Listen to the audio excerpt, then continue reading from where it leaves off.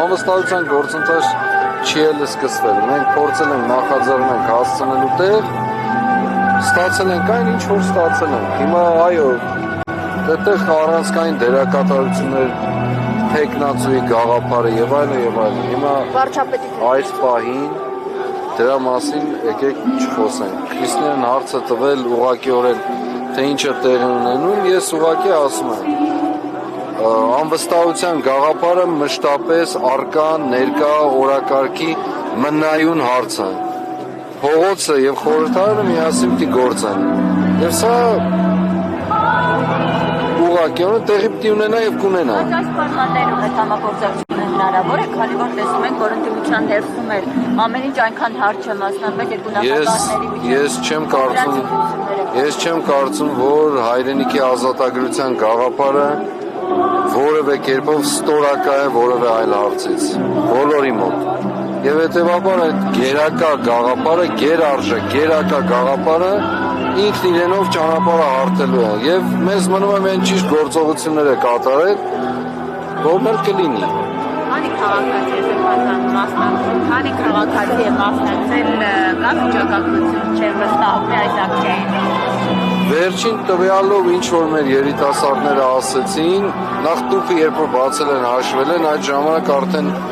10,000-ից ավել էր, բայց վերջին տվյալները մոտավորապես կարծեմ վերջին այս մի քանի օր առաջ, մի շաբաթ առաջ մոտ 18,000-ի մասն էր խոսքը մոտավորապես։ Ճիշտ չեմ կարող ասել, բայց այդպես է։ Սա ավելի շատ բարոյական քայլ է, իրավական ինչ գործընթացի կարող է բերել։ Իրավական գործընթաց ինքը չունի, սակայն հնարավորությունը տրված մարդկանց ֆիզիկապես փողոցում իրենց կամքը ուղղակիորեն արտահայտել, որպեսզի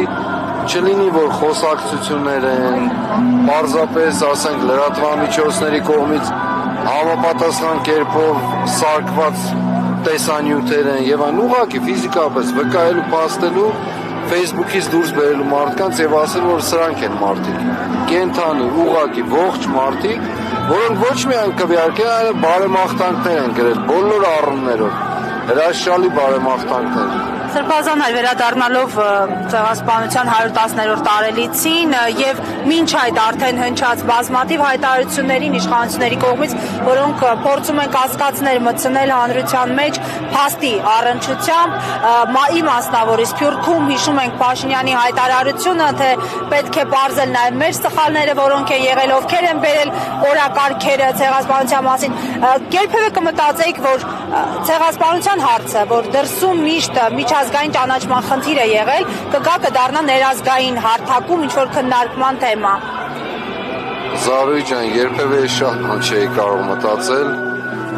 Արցախի կորուստ չէի կարող մտածել, բռնագաղթված, երկրորդ անգամ վերստին բռնագաղթված եւ հայրենազրկված հայ ժողովուրդ չէի կարող մտածել, այսքան ատելություն չէի կարող մտածել, այսքան թշնամություն, պառակտում չէի կարող մտածել, այսօրվա նկատմամբ արդեն իսկ ձևավորված, երբ նայում ես համացանցում կամ նրա շուրջ ձևավորված հակաքարոզչություն չէի կարող մտածել, շատ բաներ չէի կարող մտածել եւ այդ թվում այո ձեր ասած ցեղասպանության գաղափարը, որ ամբողջ հայությանը միավորող, միաձուլող գաղափարն է եւ ոչ միայն գաղափար պետք է ուղղակիորեն մնար զգացմունքային դաշտում, այլ նաեւ իցել այլևս երբեկը որպես համակարգ դարձած մեր կյանքում տեղ գրավել բոլոր ոլորտներով, որպես ուղղություն, անվտանգություն, զարգացում եւ այլն, այսքան ոչինչ վիճակի հասցնել, որ մենք մեր երկրի ներսում պայքարենք օտար պետությունների հանգույն, այսինքն ինչպես օտար պետությունների կառավարությունների դիմաց, մենք մեր երկրի ներսում պայքարենք ցեղասպանությունը